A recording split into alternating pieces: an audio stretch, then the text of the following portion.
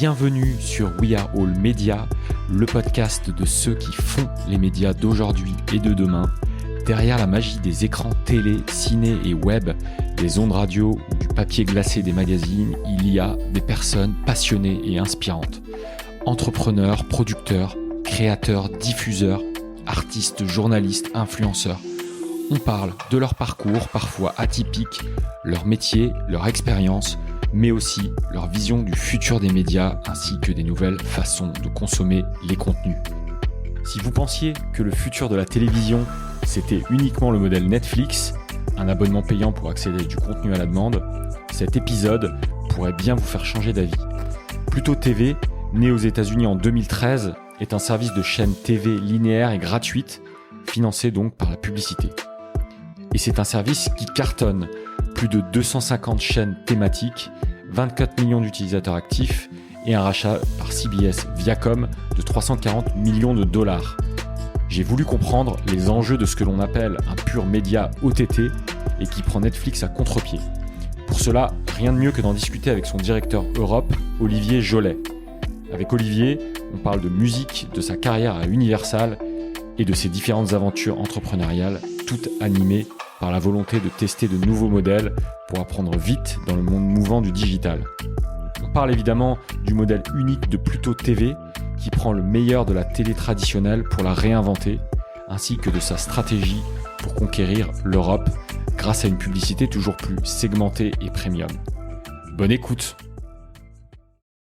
Bonjour Olivier, bienvenue sur We Are All Media. Merci d'avoir accepté mon invitation. Aujourd'hui, on va parler d'une super aventure qui est celle de Pluto Télé. Donc, tu es le directeur Europe. Pour certains et surtout en France, en fait, la marque Pluto TV parle peut-être pas à tout le monde, mais c'est très certainement l'un des plus importants services gratuits de vidéos en ligne de ces prochaines années. Pas étonnant d'ailleurs que vous ayez été racheté par Viacom CBS, je crois 340 millions de dollars. Donc pareil, Viacom CBS, c'est CBS News, CBS Sport aux États-Unis, mais aussi des marques assez phares de la télévision comme MTV, Nickelodeon, Comedy Central, etc. Donc, on va parler un peu plus en détail de Pluto Télé. Mais déjà, est-ce que si je dis que c'est un immense réseau de chaînes télé gratuites sur Internet, est-ce que je résume bien ? Bonjour Simon, d'abord, ravi d'être avec toi. Écoute, c'est un bon résumé assez synthétique. On va aller plus en détail, mais effectivement, c'est un bon résumé. Ouais. Voilà. Je précise aussi que c'est une première. On fait ça évidemment à distance, parce que toi, tu es à Berlin, c'est ça ? Exactement. Ok. Donc le son sera peut-être pas aussi bon que les autres, mais bon, on s'adapte avec le contexte. Donc pour cet épisode, on va bien sûr faire une petite partie sur ton parcours, parce que We Are All Media, c'est aussi des parcours entrepreneuriaux, un focus sur des personnalités. Et puis on parlera donc du coup plus en détail de Pluto Télé, ton rôle, les enjeux actuels dans le monde du streaming, et on va surtout parler de ce qu'on appelle l'advertising vidéo on demand, la VOD comme on dit, qui a vraiment le vent en poupe ces dernières années. Et puis on finira aussi peut-être sur des perspectives futures, donc les modèles les futurs modèles de plateformes de streaming qui soient gratuits, payants, un peu l'évolution des usages, des modèles publicitaires, enfin pas mal de sujets passionnants. Donc démarrons dès maintenant avec ton parcours. Et moi, en fait, je cherche souvent à comprendre quand je suis avec les invités que je reçois, c'est quoi un peu le déclic, ça a été quoi pour eux un peu le jour zéro pour eux dans le monde des médias, en fait. Est-ce qu'ils sont arrivés là-dedans un peu par hasard, ou est-ce que c'est une trajectoire prédéfinie? Et du coup, en préparant l'épisode, j'ai vu que tu avais démarré toi dans la musique chez Vivendi. Est-ce que tu peux nous dire un peu du coup comment tout a commencé pour toi? Ouais, avec plaisir.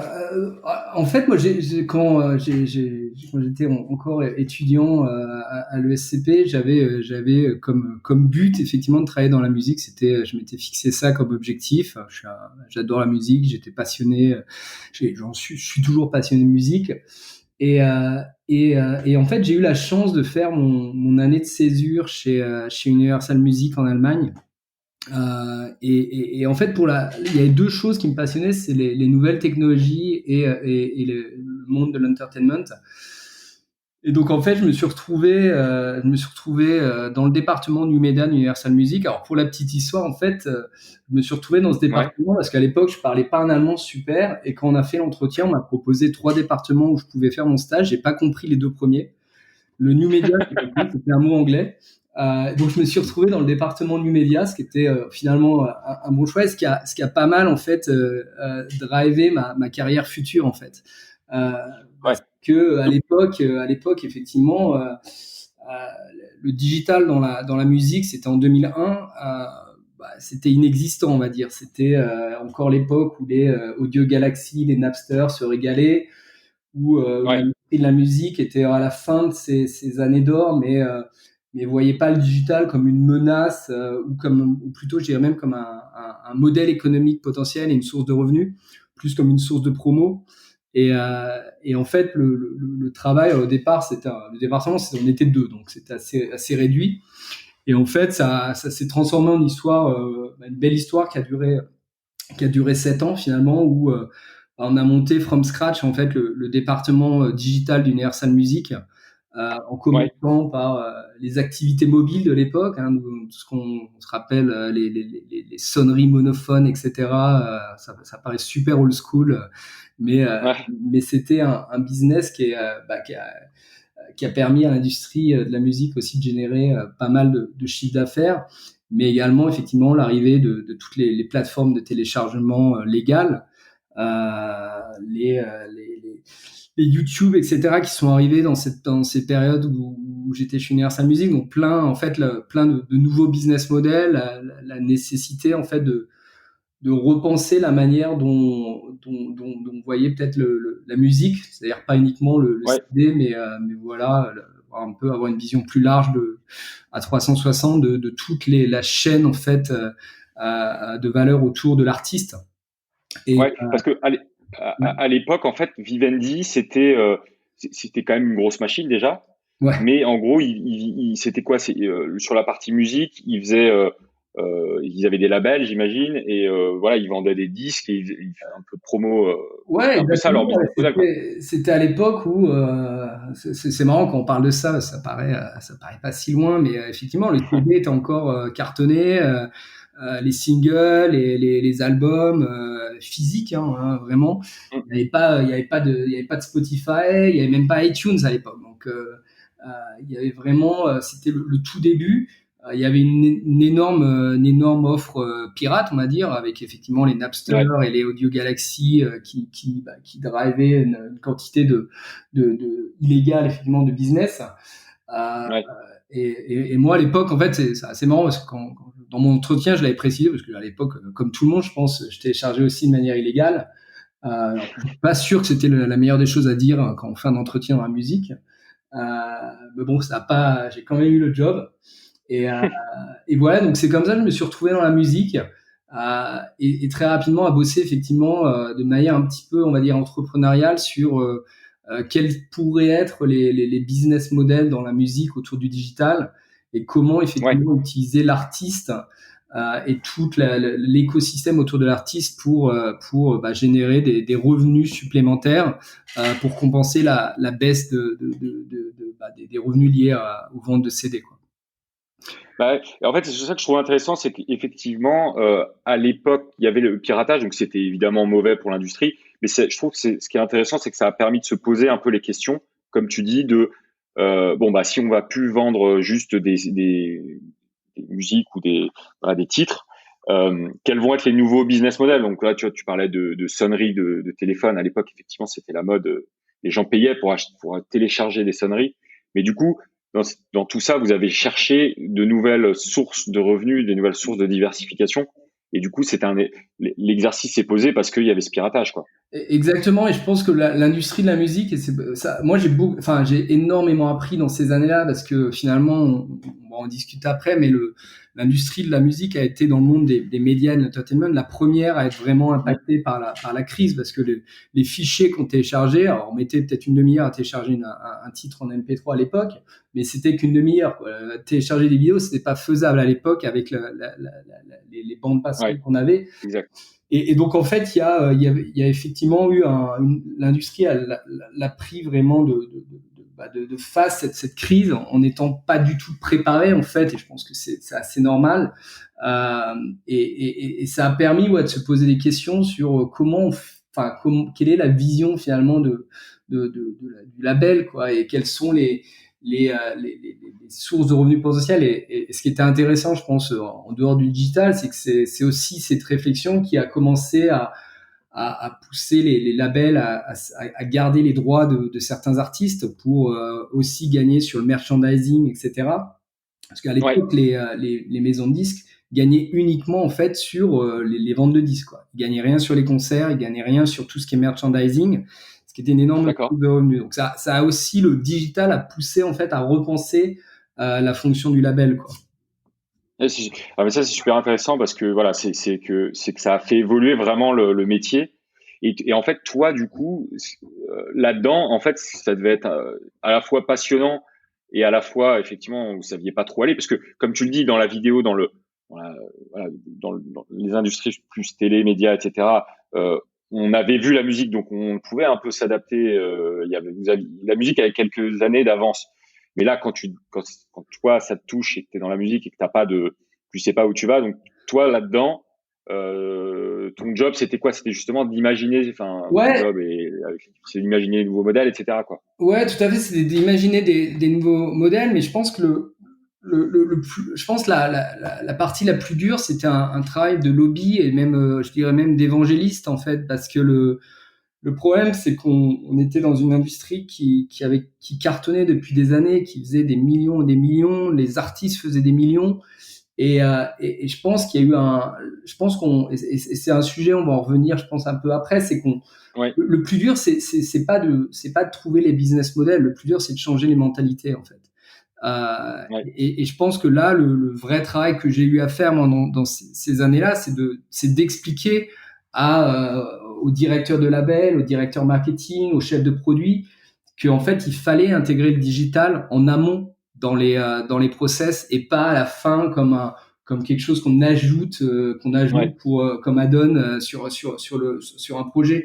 Et je pense que ça a été le plus dur et le plus formateur, parce que c'est un vrai travail d'éducation, en fait, qu'on retrouve dans beaucoup d'industries, j'ai beaucoup de projets un peu entrepreneurial dans le monde de l'entertainment, et toujours un peu le fil conducteur, c'est ce travail d'éducation du marché, d'arriver sur des offres qui sont ou des projets là dans la musique qui étaient sûrement disruptives et qui pouvaient que marcher si toute l'industrie se mettait au service de ces nouvelles opportunités, en fait.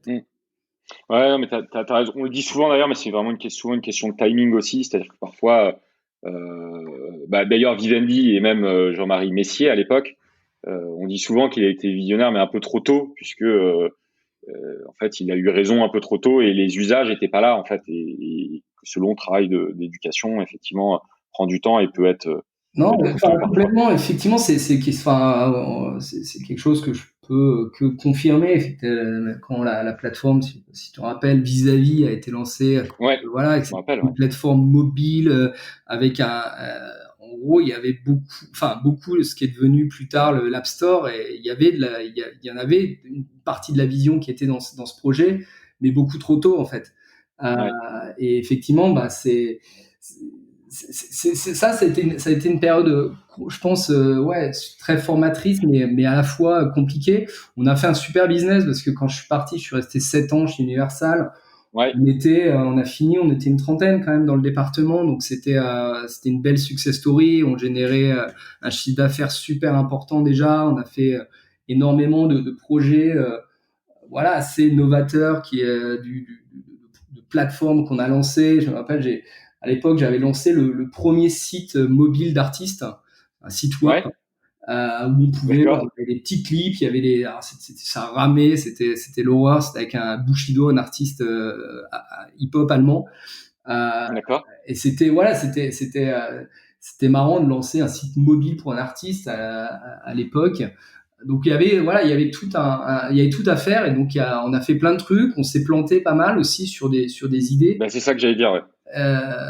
Et je pense que c'est un sujet qui est super important quand tu bosses dans le digital, et notamment dans les médias. il faut tenter pour réussir, quoi. C'est-à-dire que et dans les projets qu'on a fait, il y en a qu'on a planté, il y en a qu'on a fait cartonner. Mais on apprend vachement aussi en se plantant sur un projet. On a une idée, on pense que ça va se passer comme ça, et ça se passe pas du tout comme ça. Ouais. Mais ça permet de rebondir sur la prochaine idée, en fait. Et est-ce que tu peux, et du coup, Vivendi avait tu pourrais dire, en tout cas, dans le département où tu étais, avait cette culture d'entreprise de dire on teste plein de trucs, on ferme des projets, tant pis. Ouais, Ou vous avez un peu, ils n'avaient pas eu le choix. J'irai pas jusque-là. Je pense que c'est après Universal Music était est très indépendant quand même de Vivendi. Ça fait partie de la maison mère, mais je pense qu'on avait réussi à Berlin à avoir grâce à ce travail d'éducation justement à convaincre les personnes décisionnaires qu'il fallait tenter des trucs. Donc on a tenté beaucoup de choses. On a fait des beaux projets avec des artistes sur des campagnes complètement digitales, voilà, avec on a même fait lancer un tarif mobile. Je crois, en France, il y avait également un tarif Universal Music, Oui. donc qui a amené en fait ce que je disais, a mis la musique en fait et l'artiste au cœur de nouveaux modèles. Qui n'était pas du tout le business du label au départ. Donc ouais, il y avait cette volonté quand même de tester. Ça a pris du temps. Ouais. Je pense que ça a été un peu trop lent. C'est aussi une des raisons pour lesquelles je suis parti à un moment donné, parce que je pense que l'industrie de la musique, et on le voit, a été lente au final à réagir par rapport à ce qui s'est passé. Je pense que tu l'as dit juste avant, l'industrie du film, de la télé, on va dire tout ce qui est les médias télé, plutôt vidéo, audiovisuel, ouais. Ouais, ils ont eu la chance de voir un petit peu l'industrie de la musique se planter et réagir un peu tard. Alors maintenant, je suis super heureux de voir à nouveau les chiffres de la musique décoller. Là, c'est grâce au streaming. Mais voilà, le creux de la vague a été long, on va dire. Ouais, je suis d'accord. Et du coup, là, on va, si on avance sur ton parcours, donc tu as fait 7 ans comme ça où tu as développé ce département en faisant plein de tests, des choses qui ont marché, des choses qui n'ont pas marché, où vous avez beaucoup appris finalement. Je peux comprendre ce que tu dis quand tu dis, voilà, c'était un peu lent et moi, ça a été pareil aussi dans mes expériences où au bout d'un moment, t'es dans des grosses structures, donc tu peux pas non plus prendre trop de risques, etc. Donc, au bout de 7 ans, tu te dis, voilà, j'ai envie de, tu dis quoi? Tu dis j'ai envie de changer de métier, j'ai envie de changer de thématique, de segment. Ouais, alors je suis resté chez Vivendi en fait moi pendant longtemps puisque finalement je suis rentré après Universal, je suis rentré à Paris, j'ai bossé pas mal à la Strat et on avait créé en fait une structure au sein de Vivendi qui était justement dédiée en fait à la création de nouveaux business models dans l'industrie de l'entertainment. Et des business models digitales. Donc ça, c'était un vrai. Ça m'a tiré en fait d'être vraiment dans un espèce de lab d'innovation au sein d'une grosse structure. Et à l'époque, Universal, c'était le jeu vidéo, c'était la musique, c'était les opérateurs. Donc il y avait c'était un mastodonte. Et donc avec une force de frappe potentielle intéressante. Donc j'ai travaillé sur ce sujet-là et on a lancé, je sais pas si tu t'en rappelles, une plateforme qui s'appelait Zaoza à l'époque. Ouais, très bien. Ouais. Voilà, et cette plateforme aussi, elle se basait sur une plateforme mobile de légaliser un petit peu l'échange de contenu entre les utilisateurs sous la forme aussi d'un abonnement, donc pour essayer un petit peu de contrebalancer justement le piratage. Et je pense et c'est là aussi on apprend beaucoup. Le projet a cartonné assez rapidement, mais dans la même année où on a lancé ce projet, en fait, il y a l'iPhone qui est arrivé et l'App Store. Qui a changé le monde du mobile, en fait, qui a changé tout ce qu'on appelait le monde du WAP. Et en fait, d'un coup, le produit qu'on avait est devenu obsolète quasiment parce que il y a eu une adoption pour ces apps, pour ce monde nouveau qu'a créé Apple, qui fait que le projet en fait a pas forcément eu le succès qu'on escomptait.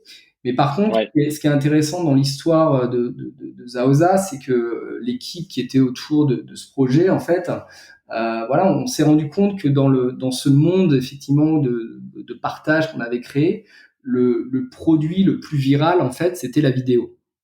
Ah ouais. Et c'était parce que initialement, Zaoza, pour rappel, c'était une plateforme un peu c'était du multimédia. En gros, il y avait plusieurs types de contenus tout à fait accessibles avec un abonnement. Exactement, quoi. Il y avait du jeu vidéo, il y avait des produits mobiles, il y avait de la musique, mais il y avait aussi de la vidéo, en fait. Des short forms, des clips. Ouais. Et on s'est rendu compte que ce produit, en fait, qui pourtant était plus dur encore à l'époque, parce que les bandes passantes commençaient à arriver, mais elles étaient encore limitées. C'était le produit qui se partageait le plus, c'était le produit le plus viral. Et on avait monté en fait toute une plateforme. En fait, c'était une plateforme de tout basé dans le cloud en fait.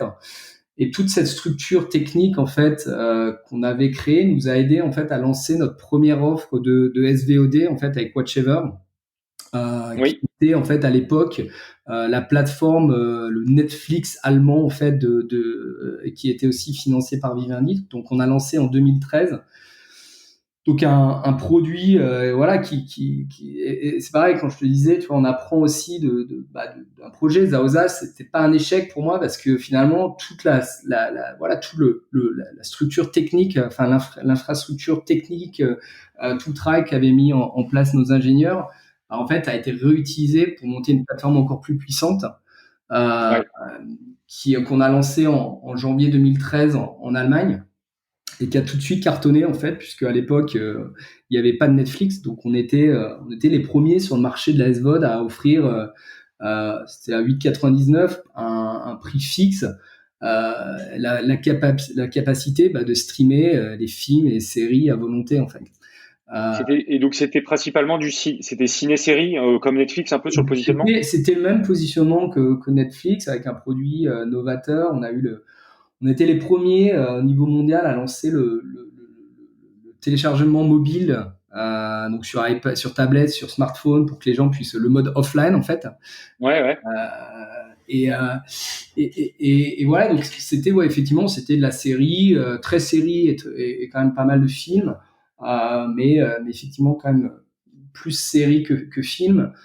Voilà, avec des super titres, genre les Breaking Bad à l'époque, la saison 5 qui était 24 heures après la diffusion US, donc une approche aussi assez disruptive en fait de la chronologie des médias en fait, et qui nous a permis en fait d'être assez rapidement le leader sur le marché, puisque le marché était petit, et d'avoir une notoriété en fait à plus de 70%. Donc c'était une super aventure.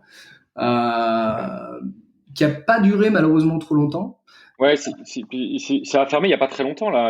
Ouais, effectivement, on a fermé un peu plus. Enfin, on a changé un peu un peu plus tôt sur l'Allemagne, mais ce qui s'est passé en fait, c'est que à l'époque, c'était 2014, c'est le moment où Netflix est arrivé sur le marché, et je pense que en étant une société sûrement européenne, le niveau d'investissement qu'a mis Netflix sur le marché était juste démentiel, à tous les niveaux, sur les prix d'achat des contenus, voilà, et d'un coup en fait on s'est rendu compte aussi que ce business qui était c'est un investissement, on n'est pas rentable dès le début, mais il fallait mettre beaucoup plus en fait pour pouvoir faire vraiment jouer à la même table qu'un Netflix. Donc, ça a été un peu compliqué à ce niveau-là. Donc c'est aussi le moment où moi j'ai décidé de partir pour d'autres aventures. Mais voilà, mais je pense qu'il y a eu enfin, je pense que c'est sur ces 3-4 années que j'ai passé là-bas, je pense que j'ai appris moi énormément sur ce que je fais aujourd'hui aussi chez Pluto. Et je vais te donner une anecdote, c'est qu'à l'époque on a fait une énorme campagne télé, et en gros le message c'était voilà, le prime time c'est quand tu veux quoi. Donc sur le message, voilà, la liberté de consommer du contenu, son film, si tu veux le mater à 8h du mat, à midi, etc., ton blockbuster, t'es libre de le faire. Or, en fait, si on regarde les chiffres d'usage, on voyait qu'en Allemagne, en fait, tous les films, ils commencent à 20h15, précise. Toutes les chaînes, 20h15, ça commence, en fait. Très discipliné. Et en fait, nous, à 20h15, précise, tous nos serveurs, à chaque fois, tous les jours, ils allaient dans le rouge, en fait. Parce que tous les gens commençaient à streamer à 20h15, en fait. Et en fait, je trouve je trouve en fait ce chiffre, enfin cette image, en fait, je la trouve intéressante parce que d'un autre côté, le digital en fait apporte vachement de flexibilité, vachement de liberté à l'utilisateur, mais ne peut pas changer en fait le rythme de vie des utilisateurs. C'est-à-dire que 20h15, c'est l'heure, ils ont regardé les news et c'est l'heure où ils vont se dire qu'est-ce que je vais regarder ce soir en fait. Les gosses sont couchés pour les jeunes familles et donc là c'est le moment où il y a du temps libre et ça tu as beau avoir un produit qui te permet de regarder quand tu veux, la plupart des gens les gens qui ont des rythmes un peu définis toute la semaine, en fait ils ont du temps à 20h15 quoi. Donc, mais c'est super intéressant. Enfin, je pense que peut-être on pourrait même y revenir dans la troisième partie parce que je suis assez d'accord avec toi, c'est-à-dire que aujourd'hui, les utilisateurs, en fait, ils ont organisé leur vie un peu, pas que autour de la télé, mais en tout cas, la télé traditionnelle, ils avaient un peu aussi organisé leur vie en fonction de ça. Et est-ce qu'on peut pas même se dire que plus tard, avec le télétravail et les changements, est-ce que peut-être que les usages, justement, ils vont changer et que peut-être qu'effectivement, les gens qui regardaient la télé à 20h15, demain, ils vont de midi à 2 regarder des films, ce qui est déjà le cas aujourd'hui, mais que en fait, en gros, ils vont changer aussi leur organisation personnelle en fonction de ces nouveaux usages, quoi. Ouais, c'est possible. Après, ce que je disais dans un cadre B2B, on va dire, sur le fait que c'est très dur de changer les mentalités, je vais en parler d'Universal, je pense que c'est tout aussi dur de changer des habitudes, en fait. C'est-à-dire qu'on est, et je vais en parler sur plus tôt, mais on voit en fait que voilà, les gens ont une manière de consommer qui évolue, mais finalement, il y a plein de choses qui montrent que ce qui a été fait depuis longtemps continue à marcher. Quand on regarde par exemple l'histoire de Spotify que je trouve super intéressante, c'est que ils ont commencé leur première proposition commerciale, c'était des millions de titres à écouter en streaming. Ça a marché, ok quoi. La deuxième étape, ils ont mis les radios au moment où tout le monde disait la radio c'est mort quand même. Et d'un coup, les radios qu'ils ont mis en place, ça a commencé à faire booster en fait les chiffres de stream de Spotify, parce que finalement, dans le monde de l'entertainment, la plupart des gens ne savent pas en fait ce qu'ils veulent regarder ou ce qu'ils veulent écouter en fait. Donc en fait, la radio, c'est le côté lean back dont on va discuter sur plus tôt. Et la troisième étape qui a fait cartonner Spotify, c'est de mettre les playlists contextualisées, mais qui est la même chose, c'est de faire de la curation de titres en fonction de l'humeur, en fonction etc. Alors ils ont mis beaucoup d'intelligence artificielle également, mais finalement on retrouve sur un sujet un peu classique, c'est de dire on donne quelque chose de prédéfini et finalement ça marche mieux que si on donne le choix à l'utilisateur à 100% en fait. Et ça, je trouve ça intéressant. Je suis tout à fait d'accord avec toi. Et effectivement, on va en reparler plus tôt parce que c'est un peu votre positionnement aujourd'hui.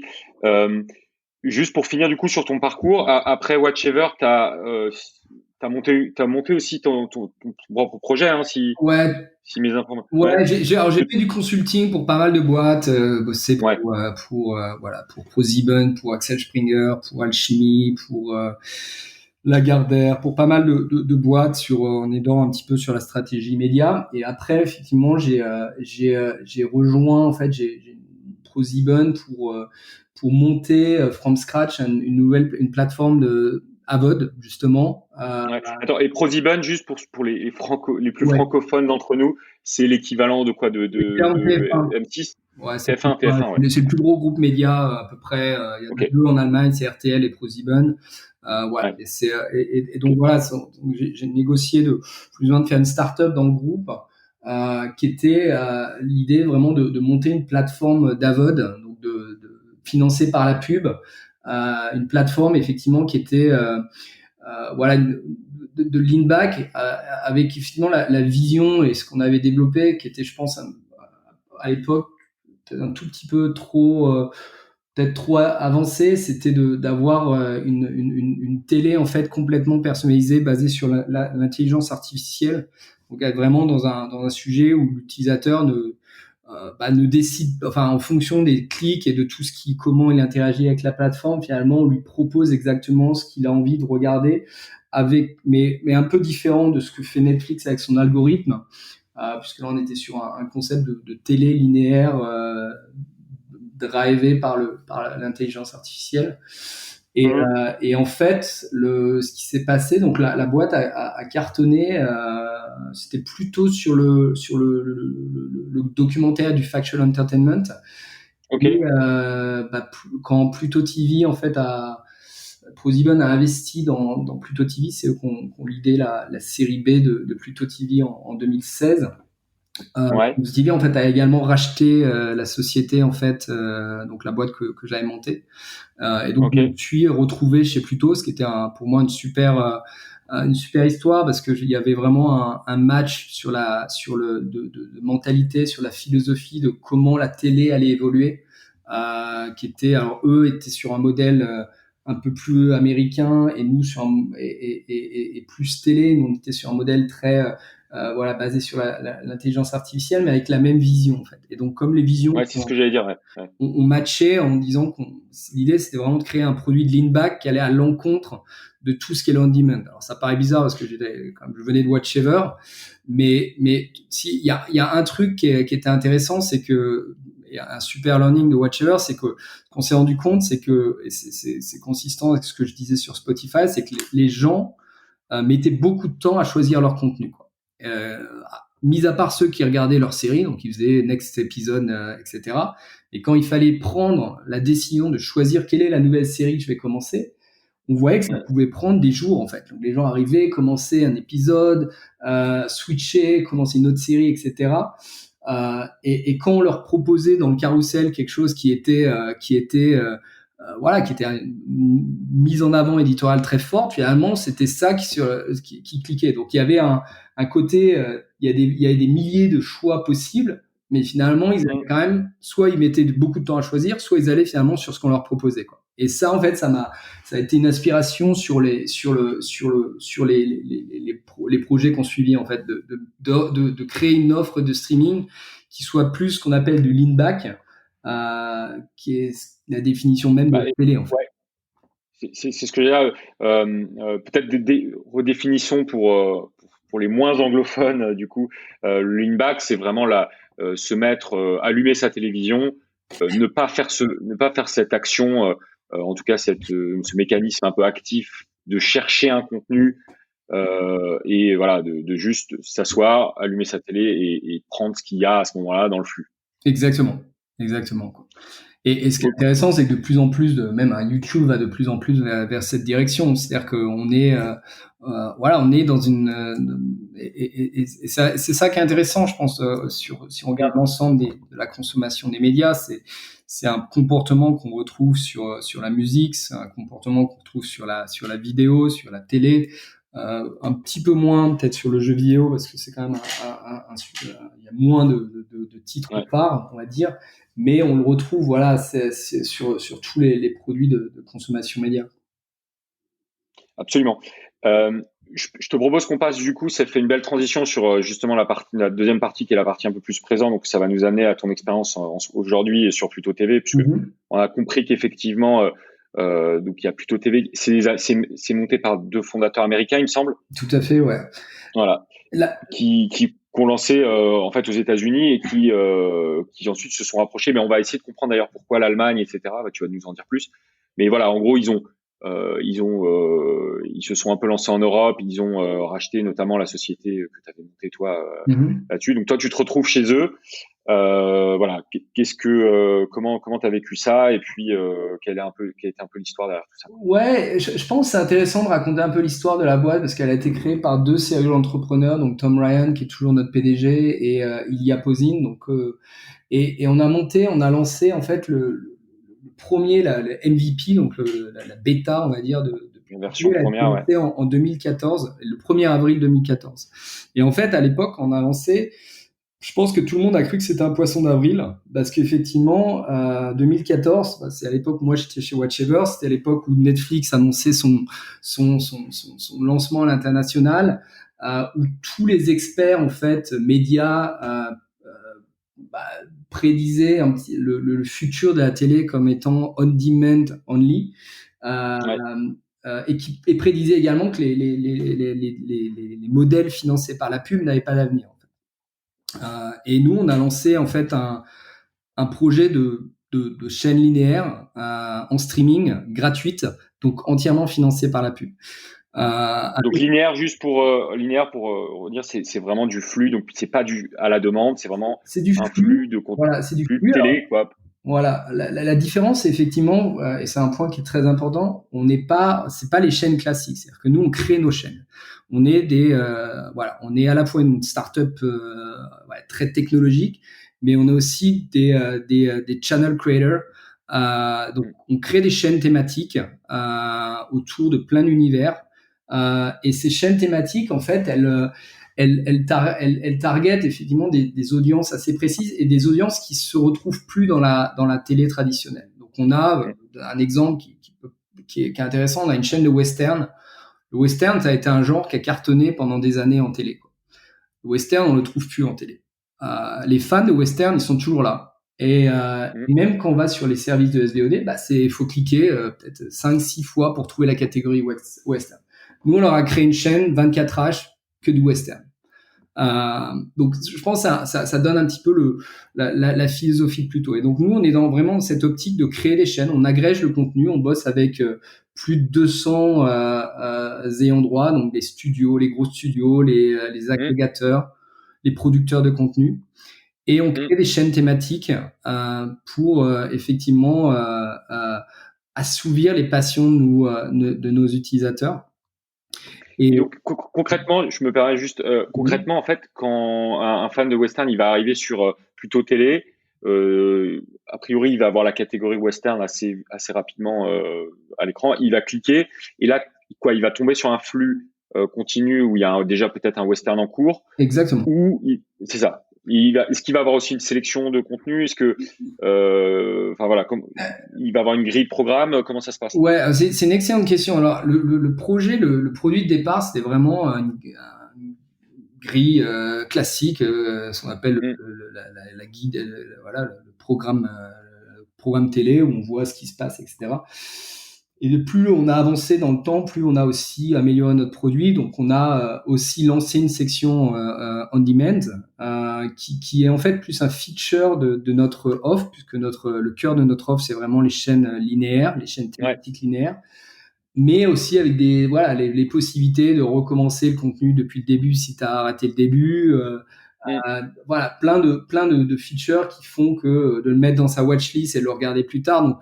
Donc, d'essayer en fait, même si on a une consommation linéaire et même si on a peut-être on crée parfois la même frustration qu'on peut avoir quand on arrive au milieu d'un épisode en télé, on a effectivement les features nécessaires qui permettent à l'utilisateur de regarder de regarder le contenu à un autre moment.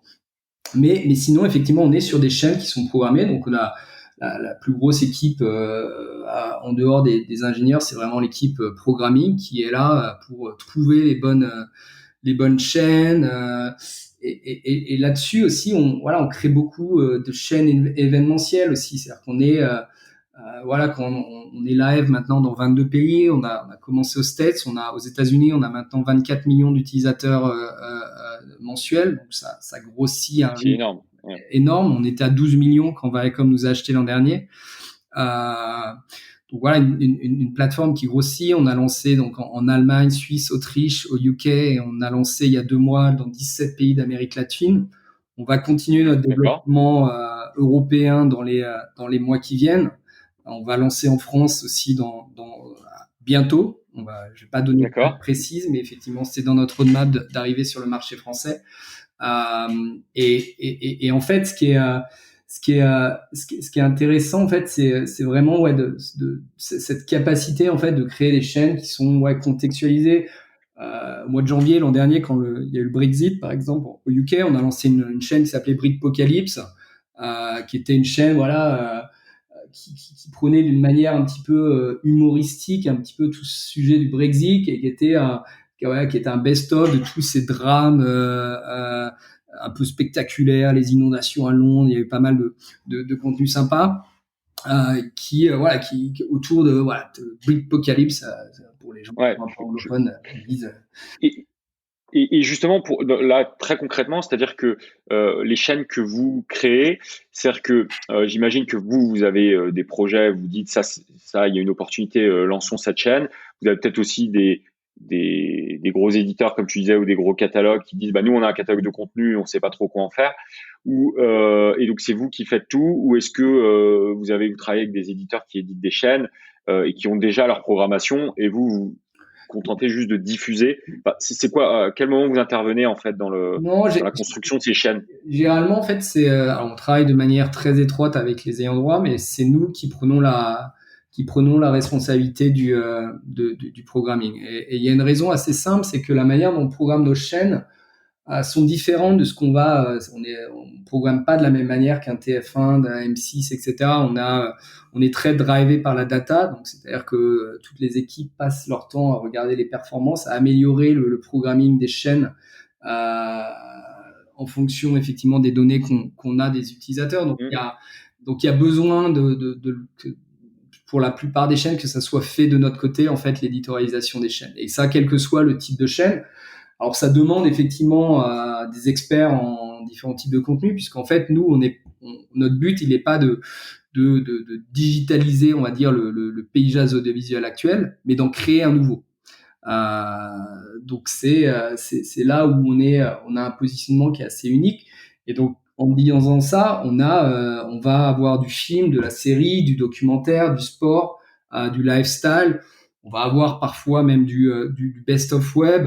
On a monté une chaîne Minecraft par exemple, le e-sport, pas le e-sport, le gaming. Voilà, qui est sur du gaming. On a une chaîne dédiée aux chiens. On a une chaîne dédiée aux chats. Alors ça, c'est les côtés un peu plus funky. On a une chaîne dédiée au cinéma indépendant, qui je pense aussi a une audience qui est ultra sticky, mais qui a perdu un petit peu l'endroit où aller. Et donc, on essaie de créer des nouvelles destinations pour ces audiences, en fait. Et est-ce que justement, comme la télé, vous avez des cases, tu sais, où justement, vous voulez vous démarquer de ça, et vous avez, comme on disait, le prime à 20h15, ou comme vous êtes voué plutôt à être quelque chose d'assez international, vous avez pas ce code-là. Comment vous programmez, en fait? Alors, la programmation, elle est faite quand même, elle est locale, c'est-à-dire qu'on a aucune chaîne commune entre les États-Unis, le UK, l'Allemagne ou le LATAM. Donc, c'est des chaînes qui sont aussi faites avec du contenu local, hein, c'est-à-dire que là, en Allemagne, on a effectivement maintenant 75 chaînes, 79 chaînes live, on en a 105 au UK, et ces chaînes, elles sont effectivement uniquement pour le marché UK ou uniquement pour le marché allemand. Avec du contenu en allemand. Ça peut être de la prod des productions allemandes ou des contenus qui sont doublés en allemand. D'accord, ok. Oui, donc il y a quand même une volonté quand même d'être local et s'adapter. Ouais, et je pense que c'est clé parce que la télé, la consommation télé, elle est encore plus locale que la consommation de SVOD en fait. La SVOD, finalement, on voit effectivement avec tous les originals et toutes les grosses séries, la plupart viennent des États-Unis, donc on est finalement sur un business qui est quand même très américain. Les gros films, etc., c'est quand même très américain.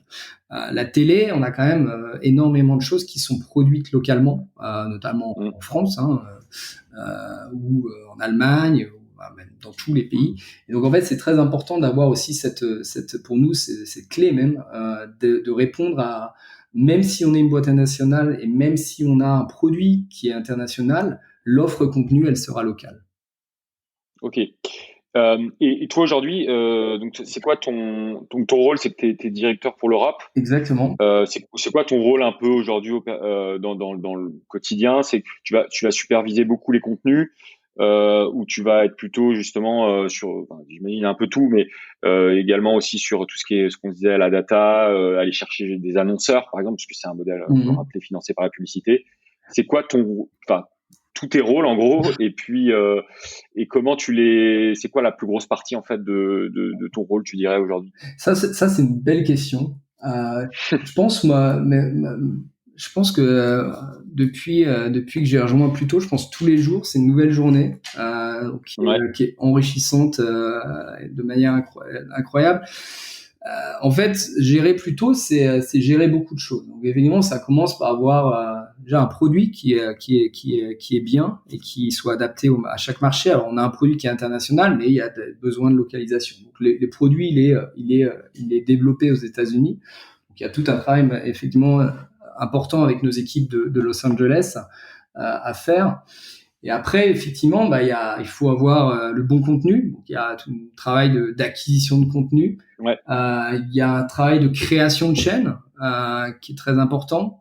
Une fois que la chaîne est créée, il y a un travail d'analyse de l'audience, donc avec les équipes data, mais essayer de comprendre, voilà, pourquoi cette chaîne marche pas à telle heure, etc.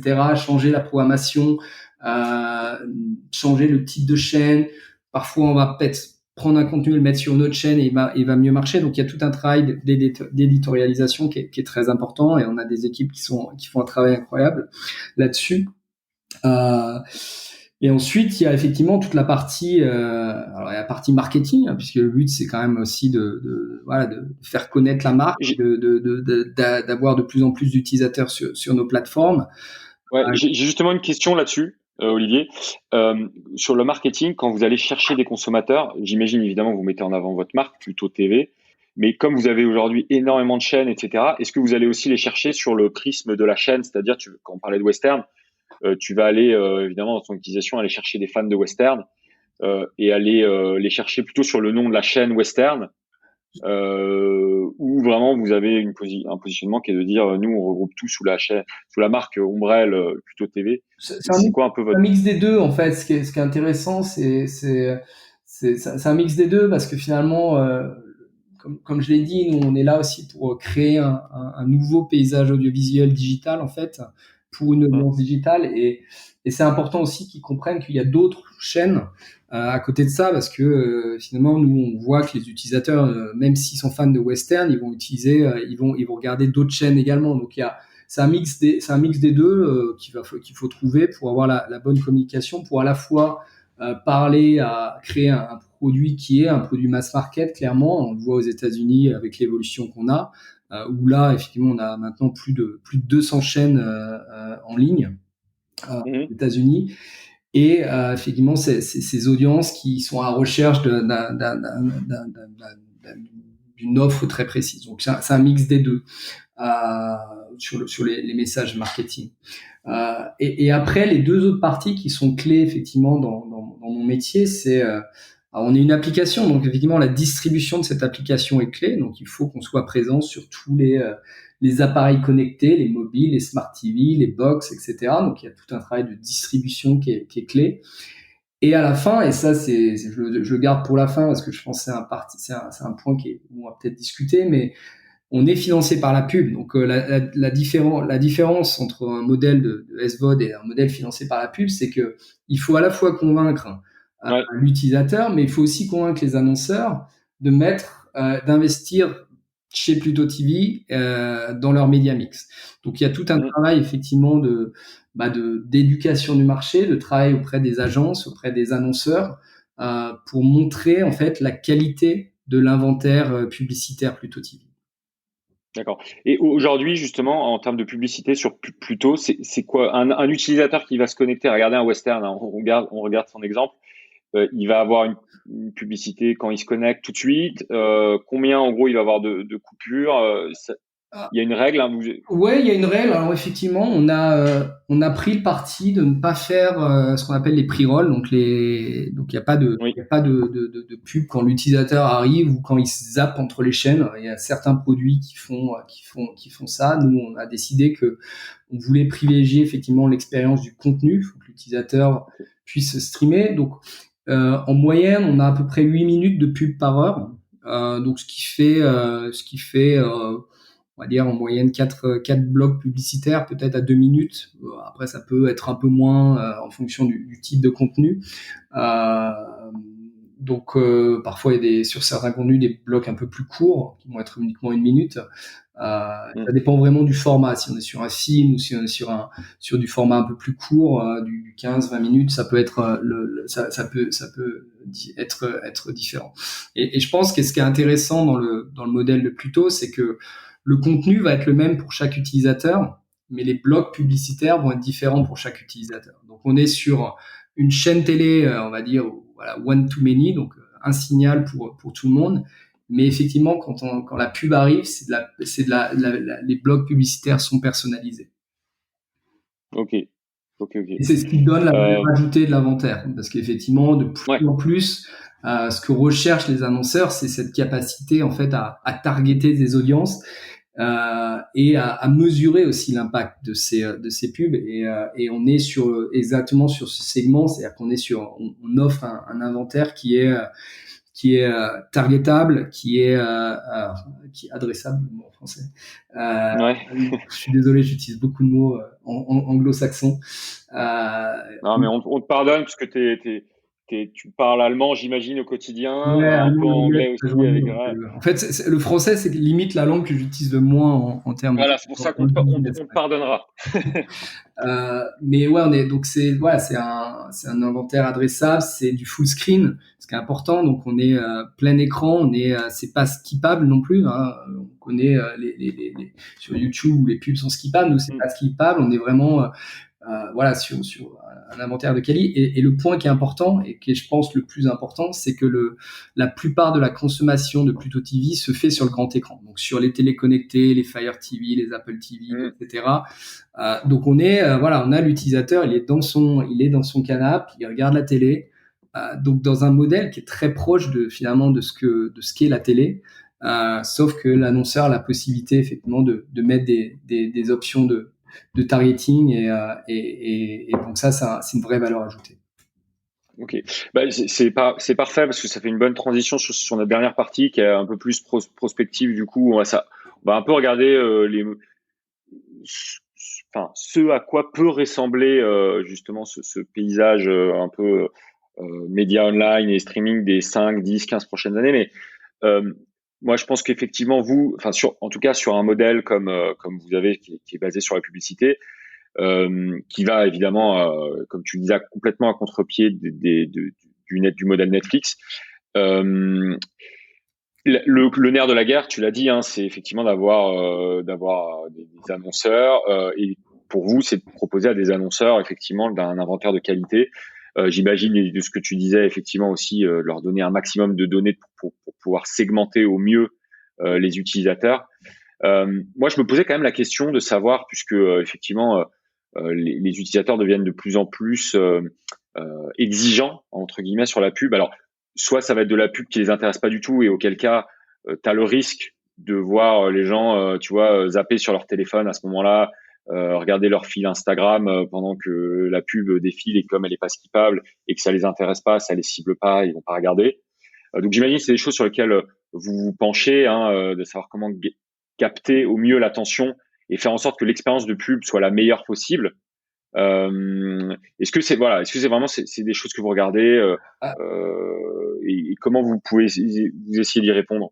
Alors, effectivement, c'est une question clé de savoir comment on fait la pub. Et je pense qu'on a lancé, quand on a lancé l'Allemagne et le UK, le gros travail qui a été fait, c'est aussi déjà de localiser ce qu'on appelle la logique publicitaire, parce qu'aux États-Unis, on est sur un modèle qui est différent, où il y a plus de pubs, il y a les 10 minutes ou même plus, dans la télé classique, les programmes sont interrompus, donc c'est quelque chose qui est assez perturbant, je pense, pour un utilisateur européen. Donc il y a tout un travail déjà de localisation par pays de la logique publicitaire. Et ensuite, en fait, ce qu'on se rend compte, et je pense que c'est un des sujets, même moi, ça m'a surpris, je pense que quand on commence à faire la pub de manière ciblée et que finalement l'utilisateur, la pub passe dans un environnement qui lui plaît et qui en plus il a la possibilité de regarder du contenu premium, je pense qu'il y a une équation qui marche en fait. Et ce qu'on oublie souvent quand même, c'est que je sais que tu en as parlé sur pourquoi la VOD explose. La VOD a souvent été associée en fait avec du contenu cheap, du contenu user-generated, etc., ou des films catégorie D ou E, quoi.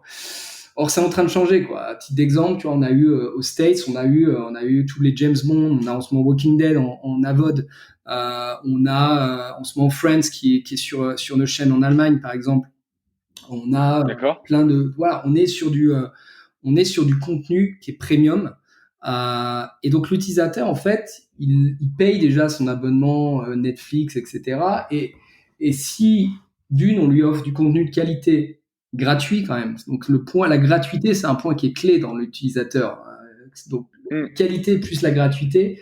Et si en plus la manière dont la publicité est faite, elle est faite de telle manière qu'elle est plus facile à digérer. Je dirais pas que l'utilisateur va dire j'adore la pub, parce que je pense je connais pas alors à part peut-être quand il y a Buzzman qui fait des pubs, tout le monde parle, mais sinon on est quand même sur un sujet où les gens regardent la pub un peu par défaut.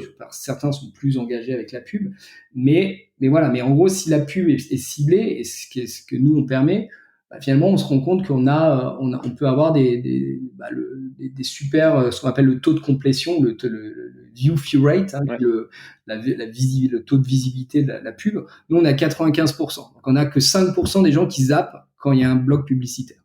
C'est très peu. C'est très peu. Et ça, en plus, on peut le mesurer. C'est aussi la grosse différence. La télé n'est pas en mesure de donner ces données-là. On ne sait pas exactement combien, de manière précise, de personnes ont regardé cette pub. Nous, on sait exactement à un instant T si la personne elle a regardé 5, 10, 15, 20 ou toute la pub. Donc ça, c'est important.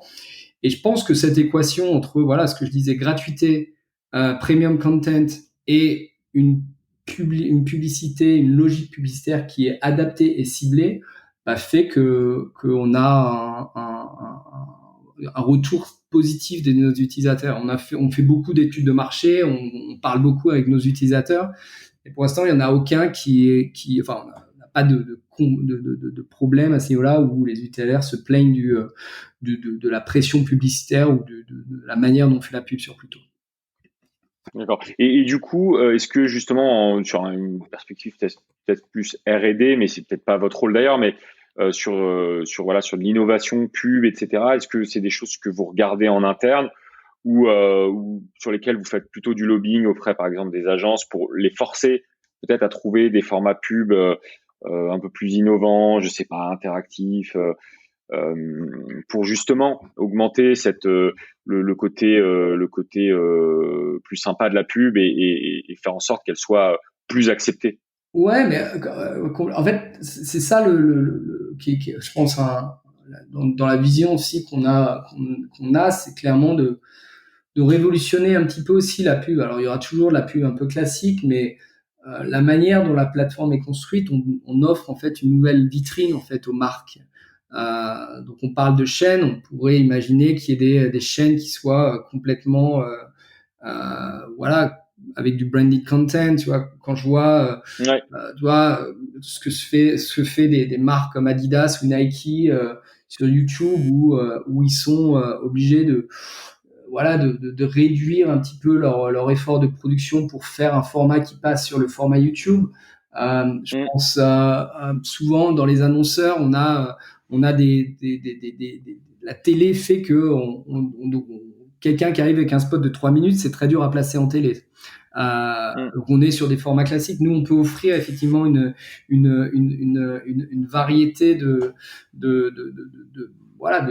une créativité aux annonceurs et aux agences pub sur Pluto, puisque voilà, on est libre et je pense nous on est fan de tester, quoi. C'est ce que je disais dans mon intro, il faut tester, il faut tester, il faut se planter aussi pour réussir. Et je pense que c'est valable aussi dans ce domaine-là. Mais ce qui est sûr, c'est que nous, on a créé une plateforme qui est flexible et qui est flexible pour les ayants droit, donc pour ceux qui veulent distribuer leur contenu. Et là-dessus, il y a aussi de plus en plus de contenu disponible et il n'y a pas que le business de l'original parce que c'est un peu l'inflation aussi en ce moment. C'est une partie importante du business. Mais on a aussi une plateforme qui est flexible pour les annonceurs. D'accord. Et donc, est-ce qu'on peut se dire que peut-être que dans quelques années, et peut-être que vous l'avez déjà fait, mais si demain, tu as, comme tu disais, Adidas qui vient de voir en disant je veux lancer une chaîne thématique qui s'appellerait pas d'ailleurs Adidas TV, mais qui s'appellerait, je sais pas, quelque chose sur du sport, vous pourriez être en mesure de leur monter ça un peu comme un mécanisme pub avec beaucoup de brand content dedans. Tout à fait. Ouais. Ça peut être des modèles que vous regardez. Quand on voit tout ce qui est fait Adidas sur le running, ça pourrait être une chaîne de running. Voilà, il y a un potentiel énorme là-dessus parce qu'on parle d'une communauté qui devient de plus en plus active, qui est très connectée. Et donc oui, enfin c'est un peu moi aussi la vision que j'ai là de plutôt sur le marché européen, parce que je pense qu'il faut être inventif sur ce qu'on peut faire avec notre plateforme. Ok. C'est super intéressant. Je te propose qu'on passe aux questions de la fin. Yes. C'est des questions concises que je pose régulièrement. La première, c'est quels médias tu consommes, toi, au quotidien? Alors moi, je consomme beaucoup la télé, les sites de streaming, donc Netflix, Prime, Spotify, Disney+. Et après, j'aime beaucoup Molotov. Je pense que c'est un super produit.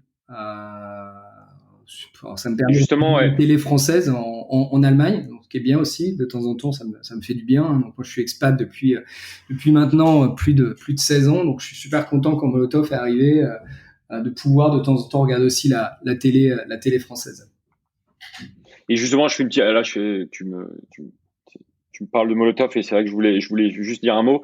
C'est vrai que eux, leur principe, c'est qu'ils agrègent la télé existante pour finalement, ils font un peu ce que vous faites. Je grossis le trait, mais avec du contenu existant, mais qui entre guillemets repropose sous une nouvelle forme d'éditorialisation, plus par chaîne du coup, mais par plus thématique ou c'est un peu ça. C'est en ça que vous êtes différent aujourd'hui. Oui, et surtout, je pense c'est vraiment un super produit. Je pense que c'est un des meilleurs produits sur le marché à l'heure actuelle. Mais finalement, le contenu est proposé à nouveau de manière on demand sur Molotov. Donc on retombe un petit peu aussi sur ce côté, Netflix, etc., où il faut que l'utilisateur prenne une décision.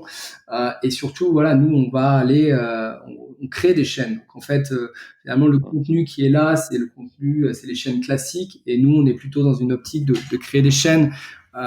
Voilà, et avoir aussi des types de contenus qui passent pas forcément à la télé. On a une chaîne de poker, le poker, il n'y en a pas beaucoup, alors de temps en temps il y en a un peu sur Canal.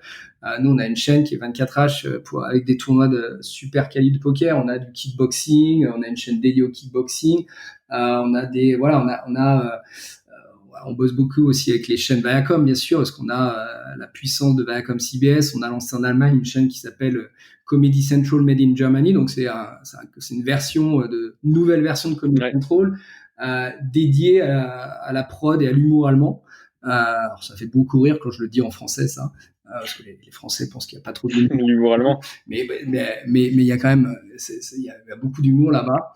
Il y a des super comédiens, etc. Donc on a créé cette chaîne. on a créé une chaîne MTV Dating, qui est une chaîne dédiée à tous les dating shows de la maison Viacom.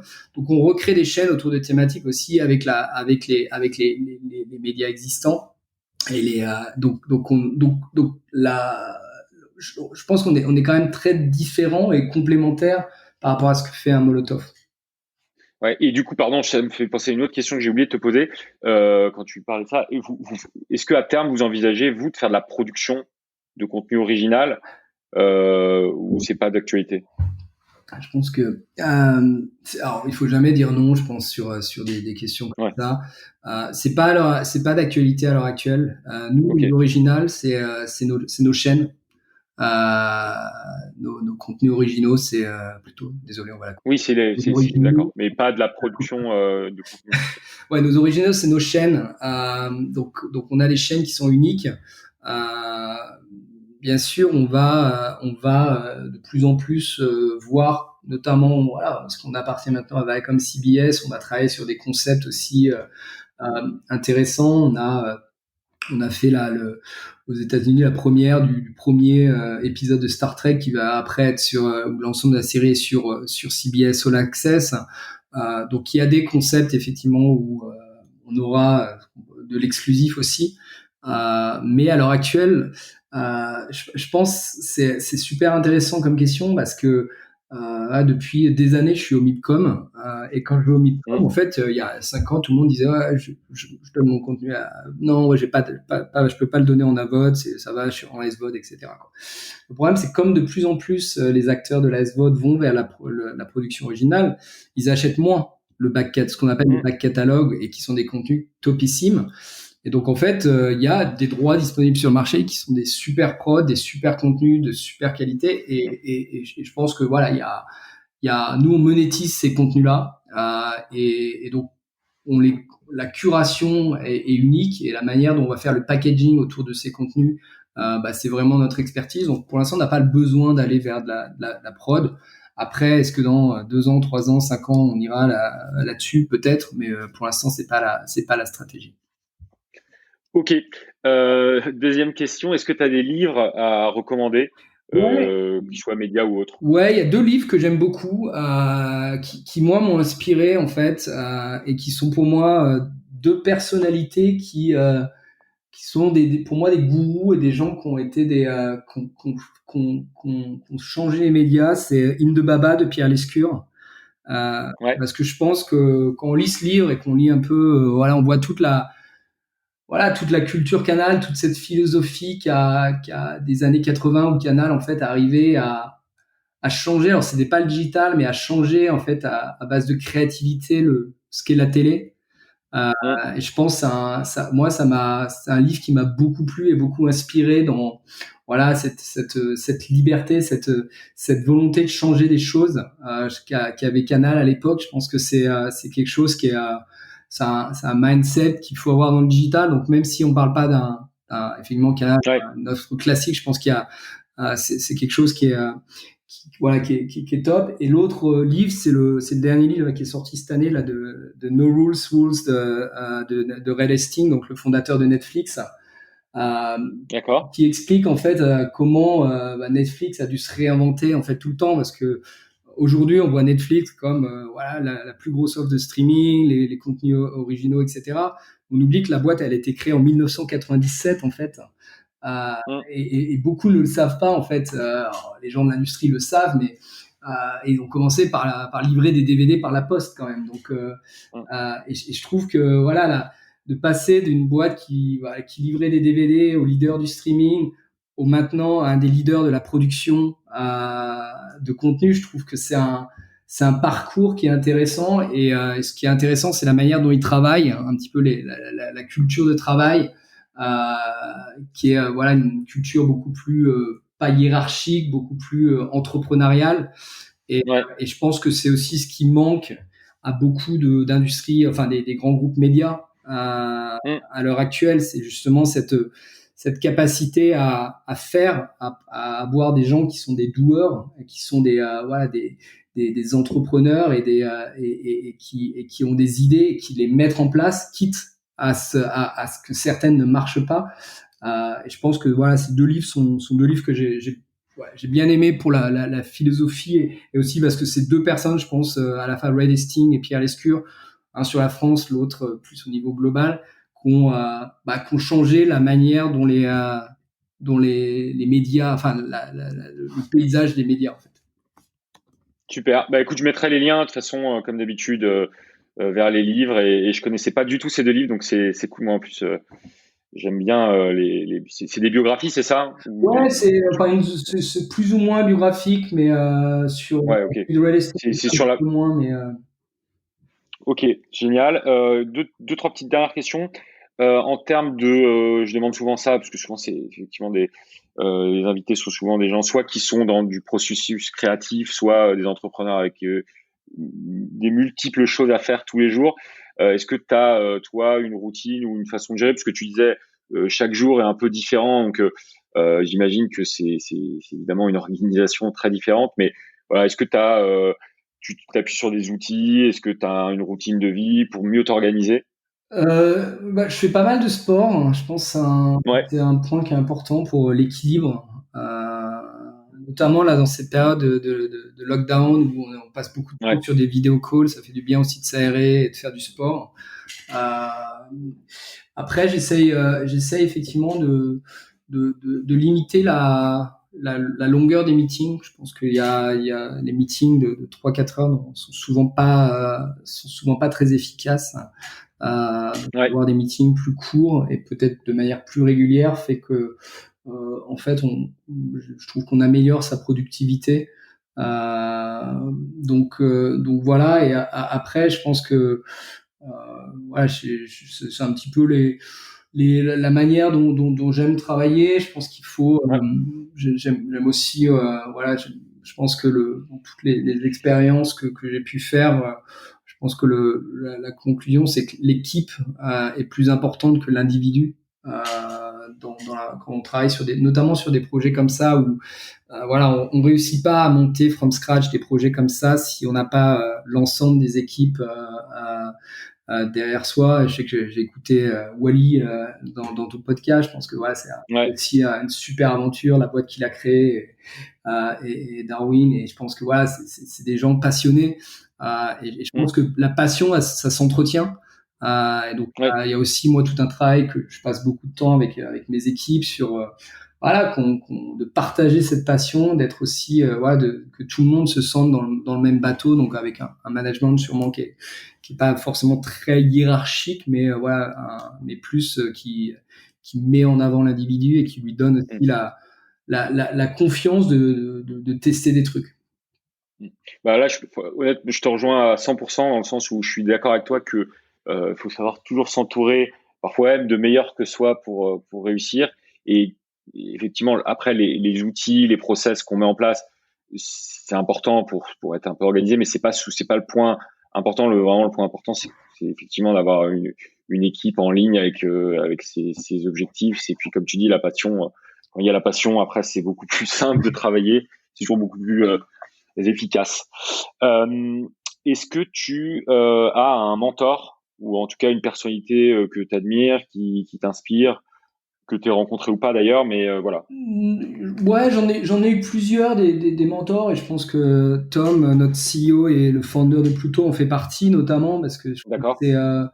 voilà, c'est quelqu'un qui a une vision très tôt et pour ça j'aime bien raconter l'histoire, mais qui a su communiquer cette passion et même dans des périodes où on savait pas si la boîte allait avoir le prochain funding et allait survivre. Donc je pense que on apprend beaucoup de ces gens-là qui ont une vision et qui voilà qui avancent. Donc après au fil de ma carrière, ouais, j'ai eu plusieurs personnes qui m'ont voilà qui m'ont aidé chez Universal aussi, des gens voilà je pense que c'est souvent des personnes voilà qui ont eu et je pense qu'on apprend beaucoup de ces gens-là, mais voilà, qui ont eu un style plutôt je dis de me jeter à l'eau moi Ouais, en me disant bon s'il y arrive bah, il en sortira plus fort. ouais, Et je pense qu'on apprend beaucoup comme ça, plus peut-être que quand on fait trop de cocooning auprès de certains. Donc voilà, moi c'est plus la manière dont j'ai appris, que ce soit chez Universal ou après peut-être chez Pluto, et ça a pas mal forgé le caractère, et ça c'est des personnes auxquelles je suis très reconnaissant de la chance qu'ils m'ont donné, quoi. Excellent. Dernière question, rituel, pour toutes les personnes qui écouteraient le podcast et puis qui ont des projets, que ce soit de contenu ou d'entreprise, autour des médias, même ailleurs, hein. Est-ce que tu as un conseil à donner à ces gens-là qui voudraient lancer un projet? Déjà, je pense il faut toujours croire en ses idées. Ça paraît un peu bête comme phrase, mais je pense que on est au début d'une transition. Voilà, il s'est passé plein de choses dans les médias dans les 20 dernières années, mais on reste au début, en fait. On reste au début de cette ère où, en fait, on est en train de vivre la digitalisation du monde des médias. On a la 5G qui arrive, qui va changer aussi la manière dont on voit les médias, dont on consomme les médias. Et donc, en fait, il faut y aller, il faut y aller, il faut savoir bien s'entourer. Et le truc qui est le dernier conseil, c'est bien aussi de pas uniquement regarder vers le futur, mais de regarder ce qui a été fait, parce que souvent, en fait, on puise beaucoup d'inspiration dans ce qui a été bien fait dans le passé. Et je pense que pour revenir même à plus tôt, on a un peu un best-of de ce qui a pu être fait. On s'est inspiré de Netflix, on s'est inspiré de la télé traditionnelle, on s'est inspiré de plein de choses. Et je pense que c'est un sujet qui est important, de pas le digital ou l'innovation, de pas dire qu'on doit ignorer, en fait, tout ce qui a été fait avant et qui a marché avant. Donc ça serait un petit peu mes conseils à ce niveau-là. Ok. Super, merci. En tout cas, merci beaucoup pour ton temps, tes conseils, tes éclairages et puis le partage de ton parcours. C'était super intéressant. Je mettrai tous les liens des différents les liens vers Pluto, même si je suis pas sûr. On peut accéder depuis la France? Il y aura une landing page. Ah, ok, d'accord. On peut pas accéder au contenu aujourd'hui. Pluto.tv. Okay. Voilà. Bon, on attend en tout cas avec impatience le lancement français. Voilà. Et puis encore merci. Désolé pour le son s'il est un peu moins bon que d'habitude, mais voilà, on a fait avec les moyens du bord. Et puis Olivier, bon courage, à très bientôt. Merci beaucoup Simon, c'était super intéressant. Merci d'avoir écouté. Si ça vous a plu, n'oubliez pas de vous abonner sur vos sites de podcast préférés et surtout de mettre une note, 5 étoiles de préférence, dans la section notes et avis d'Apple Podcast. C'est ce qui m'aide vraiment à faire découvrir We Are All Media. Bien sûr, vous pouvez contribuer aussi en envoyant ce podcast à vos proches. C'est grâce à vous et au bouche à oreille que nous pourrons développer ce format. À la semaine prochaine.